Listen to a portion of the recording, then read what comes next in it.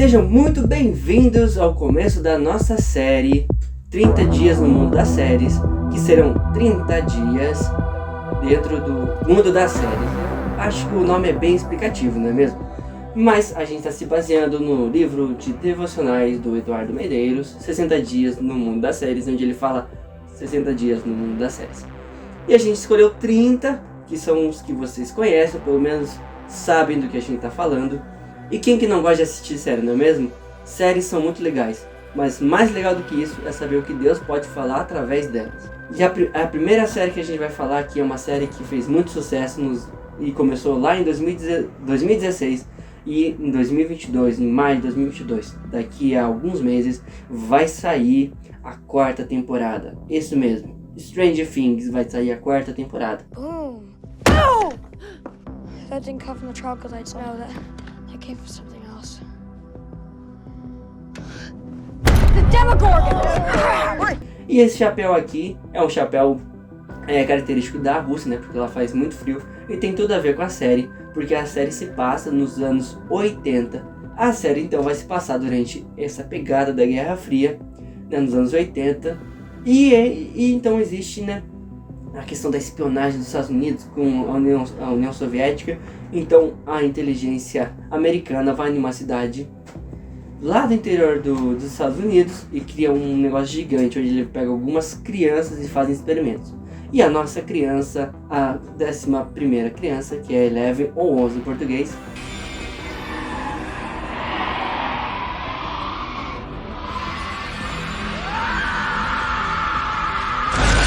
ela foi capturada e feito experimentos, então ela agora tem poderes. Um desses poderes é a telecinese. Ela consegue achar qualquer pessoa no mundo, né? Só que de repente acontece um problema, ela abre um portal, sai um bicho do mal, que eles vão chamar de Demogorgon, enfim, esse tipo de coisa, encontra os 4 meninos.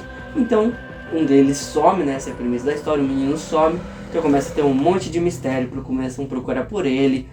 E enquanto isso tem que enfrentar um monstro de outra dimensão, um monstro do mundo invertido. Essa é mais ou menos a premissa, não vou contar muito, vai que você ainda não assistiu, né? É uma série de mistérios, se eu contar um mistério, acaba o mistério. Mas essa é a história. E é interessante porque a série fez muito sucesso pra gente que é mais jovem, né? Mas também fez muito sucesso com o pessoal mais velho. O pessoal que viveu essa época dos anos 80 quando era criança. E fez sucesso porque isso é da cultura deles, é o passado deles, então eles se lembram. É claro, eles não viveram aquilo que os americanos viveram, mas eles viveram certas coisas. Então a questão do walkie-talkie que eles usam na série, o jogo de D&D, né, Dungeons & Dragons, o próprio filme do Caça-Fantasma, dos Goonies, eles lembram disso, então eles acabam assistindo, por isso a série fez um sucesso, tanto com a juventude, quanto com as pessoas mais velhas, porque eles viveram isso. Faz a gente parar para pensar, porque eles gostam tanto, porque aquilo faz parte deles. Essa história, essa passagem que eles tiveram, fazem parte dele. Moldaram eles de certa forma. E aí então temos uma relação com a vida cristã, com Stranger Things. Então eles gostam porque aquilo faz parte da vida deles. Aquilo de certa forma foi o que moldou eles a serem do jeito que eles são. E assim com todo mundo. Nós somos frutos, né?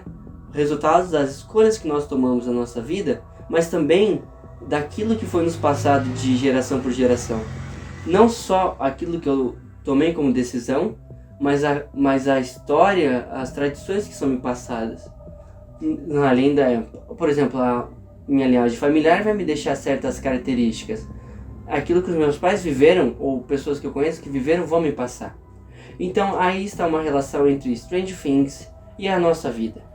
Assim como os produtores homenagearam e respeitaram toda a bagagem dos anos 80 que eles queriam homenagear, levaram isso como um legado para a vida deles, a gente também precisa. O que a gente é hoje é fruto das nossas decisões, mas de toda a bagagem e história que nós temos na nossa história. Pode ser história familiar ou de outros tipos. E essa é uma relação de Stranger Things com a nossa vida. Assim como os produtores de Stranger Things homenagearam e usaram tudo aquilo que eles viveram nos anos 80, a nossa vida também é preciso homenagear e entender aquilo que foi nos passado. Hoje na sociedade a gente vive uma sociedade chamada modernidade líquida, que foi um termo cunhado por Zygmunt Bauman. A ideia é que tudo é imediatista, tudo é rápido, não sei o que, e a gente acaba esquecendo e pensando só no nosso presente, no nosso agora. Mas a Bíblia nos ensina que nós temos que também olhar para o passado para entender o que nós somos hoje. Não é apenas o hoje, o agora, mas é entender a nossa história a partir do passado. Assim como eu sou forjado, sou fruto das minhas decisões durante toda a minha vida, eu também sou fruto da história que é me passada, a história que eu sou colocado dentro, aquilo que eu tenho de histórico familiar e também histórico da igreja molda o que eu sou hoje. E vai estar lá na Bíblia, vai estar escrito assim, ó, em Provérbios 22, 28. Não mude de lugar os antigos marcos que limitam as propriedades que foram colocados por seus antepassados.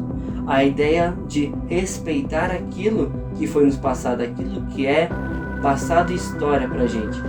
Ou seja, a propriedade no Antigo Testamento, né, não havia a questão de ter alguns documentos legais dizendo que até aqui, até aqui.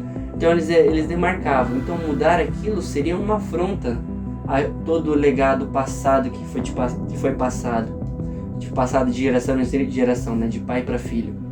E a vida cristã não é diferente. Nós temos sim que olhar para o futuro, temos sim que olhar para o nosso presente, mas nunca negligenciando o passado.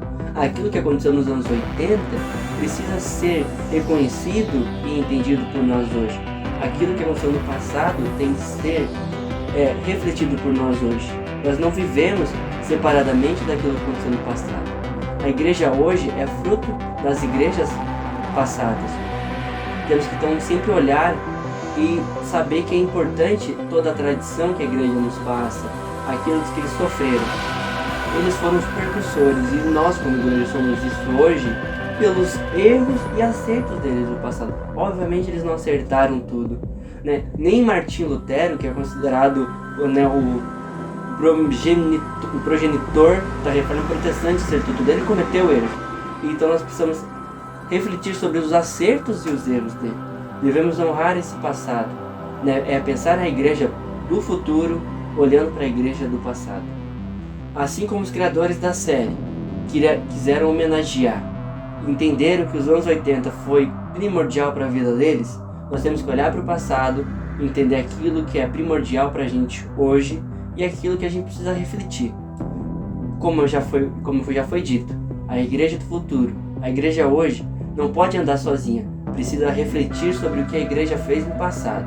Nós não somos, quando Jesus fala que nós somos corpo, somos uma igreja, ou seja, a igreja universal, Jesus está falando não apenas daqueles que estão vivos hoje, mas a igreja é aquelas pessoas que foram, que já morreram, nós hoje, e são aquelas pessoas que serão no futuro.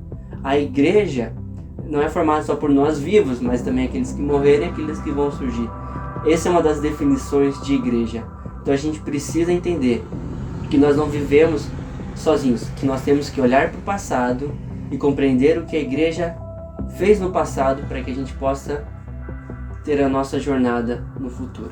Espero que vocês tenham gostado do nosso primeiro dia. Vai ter mais 29, porque são 30 menos 1, 29 dias no mundo das séries. E depois não esqueça de curtir, comentar e compartilhar com seu amigo. E também comenta aí embaixo o que você achou. Mas eu já falei isso, né? Espero que você tenha gostado. Não esqueça de curtir, compartilhar e comentar. E também passar para o seu amiguinho que gosta de Stranger Things. E depois comenta aqui embaixo o que você achou da 4ª temporada quando lançar em maio deste ano, hein? Não deixa de compartilhar. E quando for falar de Stranger Things com seu amigo, não esqueça de dizer. Não esqueça que é uma oportunidade para você falar de Cristo na vida dele. Falou, galera!